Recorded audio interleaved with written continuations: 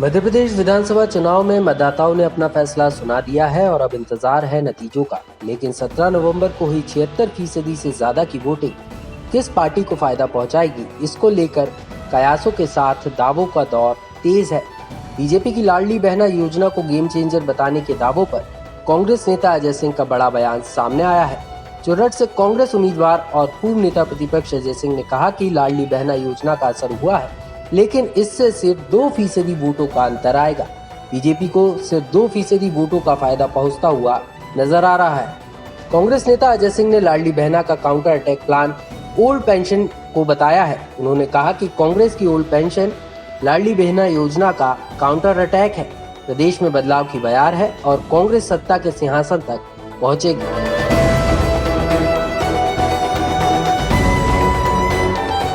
तो वहीं भाजपा ने कांग्रेस नेता अजय सिंह के वोटिंग गणित पर जवाबी हमला बोला है। भाजपा प्रवक्ता नरेंद्र सलूजा ने कहा कि प्रदेश में ओल्ड पेंशन स्कीम से लगभग 4 लाख कर्मचारी प्रभावित होंगे, लेकिन शिवराज सरकार की लाडली बहना योजना से 1,31,00,000 महिलाएं सीधे लाभान्वित हो रही हैं।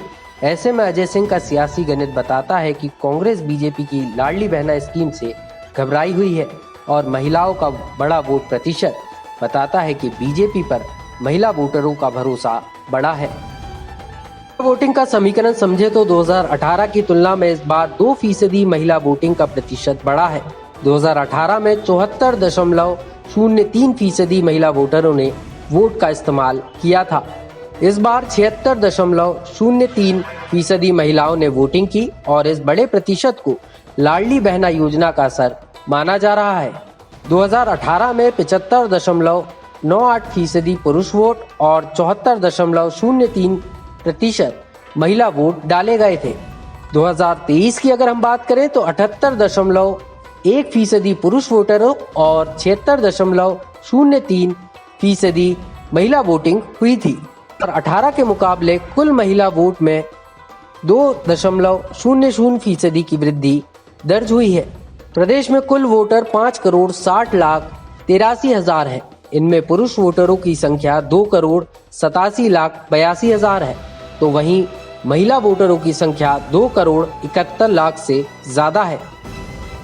दरअसल मध्य प्रदेश के विधानसभा चुनाव से पहले बीजेपी और कांग्रेस ने महिलाओं पर फोकस करते हुए बड़े ऐलान किए। कांग्रेस ने नारी सम्मान योजना का ऐलान कर 1,500 रुपए महीना देने और 500 रुपए में सिलेंडर देने का ऐलान किया था, तो वहीं बीजेपी ने लाडली बहना योजना लॉन्च कर 1,250 रुपए हर महीने देने और गैस सिलेंडर 450 रुपए में देने की शुरुआत की। और यही वजह है कि अब प्रदेश में हुई वोटिंग का सियासी गुना भाग तेज है। मतलब साफ है कि चुनाव में लाडली बहना योजना गेम चेंजर बनेगी या फिर कांग्रेस का counter attack old pension scheme उसे फायदा पहुंचाएगा। ये नतीजों के बाद सामने आएगा। अब सीटें जो जितने ज्यादा आकलन किया वो बता सकते हैं, लेकिन कांग्रेस पार्टी को स्पष्ट बहुमत मिलेगा। सर, बीजेपी ने लाडली बहना योजना शुरू की थी, तो वहीं भी कांग्रेस ने भी अपनी योजना कार्यक्रम शुरू किया था, नारी सम्मान योजना। तो ये जो आधी आबादी पर ज्यादा फोकस किया था, तो क्या आप मानते हैं कि किसकी वजह से लाडली बहना का फायदा भारतीय जनता पार्टी यदि सोच रही हो कि 10%, तो मैं माफी के साथ कहता हूँ कि यदि 2% उसका फर्क पड़ेगा, लेकिन ओल्ड पेंशन स्कीम का उसका बराबरी है, तो दोनों मिला के क्रॉस आउट हो जाता है। बाकी बदलाव की एक लहर थी, वो सब जगह देखने को मिली। शिवराज सरकार की चाहे लाडली बहना योजना हो या अन्य जनहितैषी योजना हो, उसका लाभ जरूर इस चुनाव के अंदर भाजपा को मिलेगा। मध्य प्रदेश में ऐतिहासिक बहुमत के साथ वापस भाजपा की सरकार बनेगी।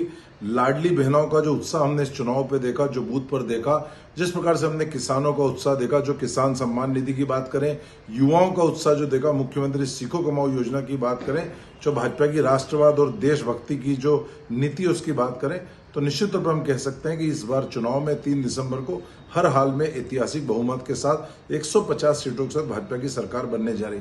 और बड़े आश्चर्य की बात है कि अजय सिंह कह रहे हैं कि old pension scheme Ladli Behna योजना की काट है, तो शायद उनके अल्प ज्ञान का सबूत है ये। तो अब ओल्ड पेंशन स्कीम 4-4.5 लाख लोगों से जुड़ा हुआ मामला है और उसको लेके भी हमने कहा है कि हमने एक समिति बनाई है, उसका भी अब अध्ययन कर रहे हैं। वहीं लाडली बहनों का तो सीधे खाते में 1,31,00,000 बहनों को लाभ मिला है। अब इतनी बहनों को लाभ मिला है, उससे तुलना ओल्ड पेंशन स्कीम की कर रहे हैं, तो समझा जा सकता है कि अजय सिंह जी कैसी बेतुकी तुलना कर रहे हैं। उनको जानकारी होना चाहिए, उनको ये पता होना चाहिए कि इतनी बड़ी संख्या में बहनों के खाते में 6-6 किस्त गई है और बहनों ने उत्साह दिखाया और निश्चित तौर पे हर हाल में सरकार बन रही है। हर हाल में हमने हर बूथों की यदि बात करें तो प्रदेश भर के बूथों की भी जानकारी जुटाई है, प्रदेश भर की विधानसभा सीटों का भी विश्लेषण करें। हम बिल्कुल निश्चित तौर पर यह कह सकते हैं कि इस बार हर हाल में भाजपा की सरकार मध्य प्रदेश में बनने जा रही है। लोकमत के लिए भोपाल से अनुराग श्रीवास्तव की रिपोर्ट।